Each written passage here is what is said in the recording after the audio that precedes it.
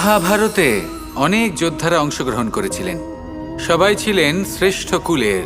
কেউ কেউ ছিলেন বড় বড় রাজ্যের রাজা, কেউ কেউ ছিলেন দেবতার পুত্র। এনারা সবাই অংশ নিয়েছিলেন। এনারা সবাই শ্রেষ্ঠ কুলের, প্রত্যেকে ভালো পরিবেশ পেয়েছেন। কিন্তু সেখানেই অন্যদিকে ছিল বারবারিক, অসুরপুত্র বারবারিক। এবং এই অসুরপুত্র বারবারিকই এই সময় দাঁড়িয়ে ভগবান রূপে স্থাপিত হয়ে আছেন। পুজো করা হয় তাকে। কারণটা কি? নির্বাচন। বারবারিক একটি দ্বন্দ্বের মধ্যে ছিলেন। ঠিক যেমন প্রত্যেক যোদ্ধার জীবনে দ্বন্দ্ব এসে থাকে, তখন সে কি নির্বাচন করবে সেটা হলো অত্যন্ত গুরুত্বপূর্ণ।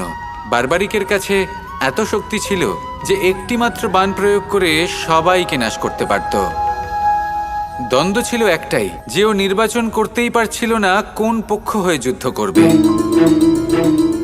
ওর নির্বাচন ছিল এটাই যে ও কোনো পক্ষের হয়েই যুদ্ধ করবে না, বরং নিজের মস্তক সে দান করবে। আর এই কর্মের কারণে, এই নির্বাচনের কারণে আজকের সময়ে দাঁড়িয়ে ওকে ঘাটুশ্যাম রূপে পুজো করা হয়।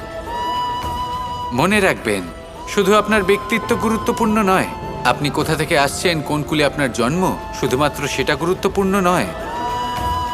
সব থেকে বেশি গুরুত্বপূর্ণ হলো আপনার কর্ম, আপনার নির্বাচন। আসুন আমার সাথে ভালোবেসে বলুন, রাধা রাধা। আমাদের জীবনে গুরুজনেরা, জ্ঞানী মানুষজন সবসময় একটা কথা বলেন, ধৈর্য ধরো। শুধুমাত্র দুটো শব্দ, কিন্তু কতটা বিশাল সেটা বোঝার চেষ্টা করুন। ছোট একটা অস্ত্র হাতে নিন এবং একটা বিশাল পর্বতে নিরন্তর প্রহার করতে থাকুন। ধৈর্য ধরে সেই কাজ করতে থাকুন। এমন একদিন আসবে, এই বিশাল পর্বতে আপনি একটা পথ তৈরি করবেন। কোনো ধনুর্ধর যখন নিজের বিদ্যা অর্জন করেন, তখন তাকেও ধৈর্য ধরতে হয়, তার নিজেকে সময় দিতে হয়, তবেই সে ধনুর্বিদ্যা শিখতে পারে। সেইভাবে আমাদের জীবনেও ধৈর্য ধরার খুব প্রয়োজন। পরিবারে ধৈর্য রাখতে পারলে তাহলে আস্তে আস্তে দেখবেন প্রেম বৃদ্ধি পাচ্ছে। সমাজে যদি ধৈর্য রাখতে পারেন, তাহলে আস্তে আস্তে এই সমাজ আপনাকে সম্মান করবে। যদি নিজের জীবনে ধৈর্য রাখতে পারেন, তাহলে নিজে থেকেই আত্মবিশ্বাস বাড়বে, নিজের বিকাশ হবে। জীবনে সবই সম্ভব যদি ধৈর্য রাখতে পারেন। হয়তো আস্তে আস্তে হবে, কিন্তু হবে অবশ্যই। শুধু ধৈর্য রাখুন, কারণ ধৈর্যই সব থেকে বড় পুঁজি। আসুন আর আমার সাথে ভালোবেসে বলুন, রাধা রাধা। এই সংসারের সব থেকে বড় সত্যি হলো জন্ম এবং মৃত্যু, কিন্তু আরো বড় একটা সত্য আছে, মিত্র এবং শত্রু, যা আমাদের সকলের জীবনে থাকে।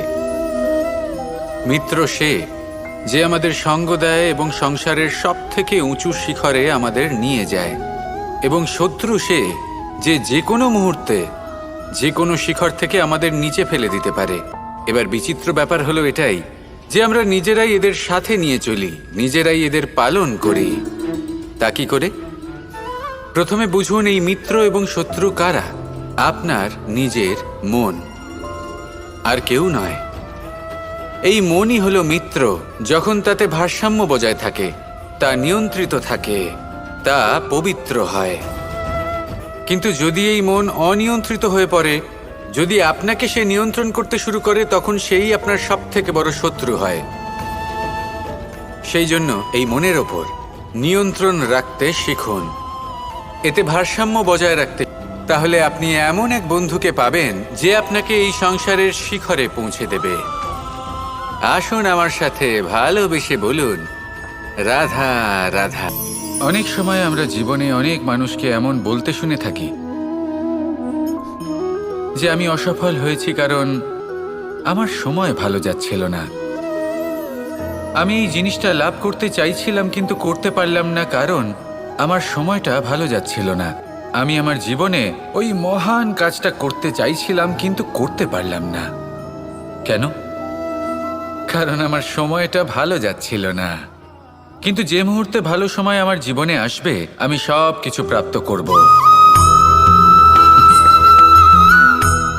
এমন প্রায় প্রত্যেকেই বলেন। আসুন একটা কথা বোঝা যাক, একজন মালিকে দেখুন, সে প্রত্যেক দিন গাছের সেবা করে, তাকে জল দেয়, তার যত্ন আত্তি করে। কেন? প্রত্যেক দিন সেই গাছ ফল দেয় না। সঠিক সময় এলে তবেই সেই গাছ ফল দেয়, কিন্তু প্রত্যেক দিন মালি তার সেবা করে, তাকে যত্ন করে। শুধুমাত্র তখন করে না যখন সেই গাছ ফল দিতে সক্ষম। আর যদি মালি গাছের যত্ন প্রতিদিন না করে, তাহলে হয়তো সেই গাছ ফল দিতেই পারবে না। এটাই হলো আমাদের জন্য একটা শিক্ষা। যখন সময় আমাদের জন্য অপেক্ষা করে না, তখন আপনি সময়ের জন্য কেন অপেক্ষা করছেন? ভালো সময়ের জন্য অপেক্ষা করবেন না। ভালো এবং শুভ কর্ম দ্বারা ভালো সময়কে নিজের কাছে টেনে আনুন। নিরন্তর কর্ম করুন, পরিশ্রম করতে থাকুন। শুভ সময় আপনা থেকেই আপনার কাছে আসবে। আসুন আমার সাথে ভালোবেসে বলুন, রাধা রাধা।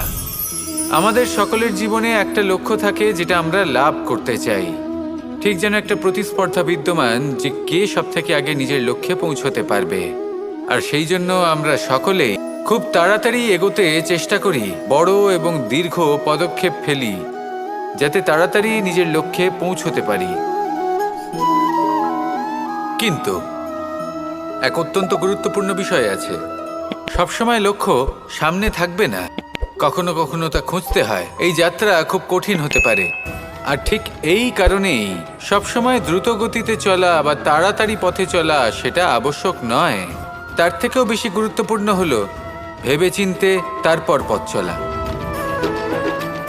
যদি ভেবেচিন্তে পদক্ষেপ ফেলেন, চলতে পারেন, তাহলে সেটাই সর্বশ্রেষ্ঠ পদক্ষেপ। কখন কোন দিকে যেতে হবে, কখন কোথায় দিক পাল্টানো যাবে না, কখন গতি বেশি রাখতে হবে, কখন কম, কখন থামবো, কখন চলবো, এই সব কিছুর বিষয়ে জ্ঞান অত্যন্ত গুরুত্বপূর্ণ এবং ভেবে চিন্তে চলতেই হবে। সেই জন্য শুধু তীব্র গতিতে সামনে এগোলে চলবে না, ভাবনা চিন্তা করে এগোতে হবে।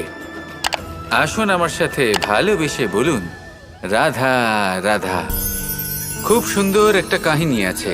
একবার এক ব্যক্তি নিজের অসফলতার জন্য ত্রস্ত হয়ে সময় দেবতার তপস্যা করতে বসলেন। উনি তপস্যা করলেন এবং সময় দেবতা প্রসন্ন হলেন, মানুষের রূপ ধারণ করে ওনার সামনে প্রকট হলেন। এবার সেই ব্যক্তি ওনাকে জিজ্ঞেস করলেন যে কি এমন আছে যার জন্য আপনি বারবার জয়ী হন আর আমি চিরকাল পরাজিত হয়ে থাকি? কেন এত পরিশ্রম করা সত্ত্বেও আমি সাফল্য লাভ করতে পারি না? তখন সময় দেবতা উত্তর দিলেন যে দিন হোক বা রাত, ঝড় হোক বা ভূমিকম্প, রোদ হোক বা বৃষ্টি হোক, সময়ের সূত্রপাত হোক বা প্রলয়, আমি থামি না, আমি চলতেই থাকি। আর সেই জন্য যিনি থেমে যান তিনি পরাজিত হন আর আমি জয়ী হই। এটাই আমাদের শিখতে হবে। জীবনে সবসময় চলতে থাকুন, কখনো থামবেন না। হ্যাঁ, কিছুক্ষণের জন্য বিরতি নিতে পারেন, বিশ্রাম করার জন্য, নিজেকে আরো সশক্ত করে তোলার জন্য, কিন্তু থেমে যাবেন না। নিরন্তর কর্ম করতে থাকুন, পরিশ্রম করতে থাকুন, তবেই এই সংসার আপনাকে মনে রাখবে। আসুন আমার সাথে ভালোবেসে বলুন, রাধা রাধা। একটা শব্দ আছে, পরিস্থিতি। অনেক মানুষের মুখে আমরা এই শব্দ শুনি। জীবনে যখন অসফল হই, দুঃখ আসে, সংকট আসে, কোনো বিপদ ঘনিয়ে আসে, তখন সমস্ত দোষ আমরা পরিস্থিতির ওপর চাপিয়ে দিই। আর দেখতে গেলে কোথাও না কোথাও ঠিকই করি। এই পরিস্থিতি প্রত্যেক দিনের মতো পাল্টাতে থাকে, কিন্তু এই দিন, এই রাত, এমন কেউ আছেন যিনি এর ওপরেও নিয়ন্ত্রণ সাধন করেন, আর তিনি হলেন সূর্য। ঠিক সেই রকমই আমাদের জীবনেও সূর্য হলো এই মন। যদি এই মনের ওপর আমরা নিয়ন্ত্রণ করতে পারি, তাহলে আমরা জীবনকেও নিয়ন্ত্রণ করতে পারব। প্রথমে এই মনের রাজা হয়ে উঠতে হবে। তাই মনে রাখবেন, যদি মন দুর্বল হয়, তাহলে পরিস্থিতি আমাদের সমস্যা বলে মনে হবে। এই মন যদি স্থির হয়, পরিস্থিতি প্রতিস্পর্ধা বলে মনে হবে। আর এই মন যদি শক্তিশালী হয়ে ওঠে, তাহলে যে কোনো পরিস্থিতি আপনার কাছে একটা সুযোগ মাত্র। এমন এক সুযোগ যাতে অগ্রসর হয়ে আপনি মহান হয়ে উঠতে পারেন। এই মনের শক্তির বৃদ্ধি ঘটান, মহান হয়ে উঠুন, আর আমার সাথে ভালোবেসে বলুন, রাধা রাধা। ভোজন। এবার ভোজন সংগ্রহ করার জন্য মানুষ কি না করেন, সব সময় চেষ্টা করতে থাকেন। ফসল উৎপাদনের জন্য অনেক পরিশ্রম করতে থাকেন, কিন্তু অনেক সময় অনেক পরিশ্রম করার পরেও ফসল ভালো উৎপাদন হয় না। এর কারণ কি? কারণ হলো এটাই যে আপনি পরিশ্রম হয়তো অনেক করেছেন, কিন্তু আপনার নজর তো সেই বীজের দিকে ছিলই না যা আপনি রোপণ করেছেন। সেই জন্য সবসময় কোনো বীজ রোপণ করার আগে তাকে পরখ করে দেখুন, তা অত্যন্ত আবশ্যক। আর সেইভাবেই যখনই কোনো কর্মের প্রশ্ন আসে, তাহলে সেখানে শুধুমাত্র পরিশ্রম যথেষ্ট নয়। সেই কাজের প্রতি আপনার কর্তব্য কি, আপনার উদ্দেশ্য কি, সেটা জানা হলো অত্যন্ত গুরুত্বপূর্ণ। তাই কর্ম করুন, কিন্তু সেই কর্মের প্রতি আপনার যা উদ্দেশ্য তার মাহাত্ম্য। প্রজাপতি আকাশে উড়ে বেড়ায়, সে সুন্দর ফুলের রস আস্বাদন করে, উন্মুক্ত উড়ে বেড়ায়, কিন্তু তারও বিপদ কম কিছু নেই। যেমন হলো পতঙ্গ, জন্তু এই প্রজাপতিকে নিজের আহার করে নেয়। তাকে এদের থেকে সাবধানে থাকতে হয়। সত্য হলো এটাই যে এই প্রজাপতি ততদিনই সুরক্ষিত থাকে যতদিন এদের পাখনা বৃদ্ধি পায় না। যখন এরা এদের খোলসের মধ্যে থাকে, যখন না কারো দৃষ্টি এদের ওপর পড়ে আর না কোনো শত্রু এদের আঘাত করতে পারে, কিন্তু তখন তারা বন্ধ থাকে, অবিচল নিশ্চল থাকে। এই সুন্দর সংসার দেখার জন্য, এই সুন্দর আকাশ পাওয়ার জন্য তাকে তার সুরক্ষা ক্ষেত্র থেকে বাইরে বেরিয়ে আসতেই হয়।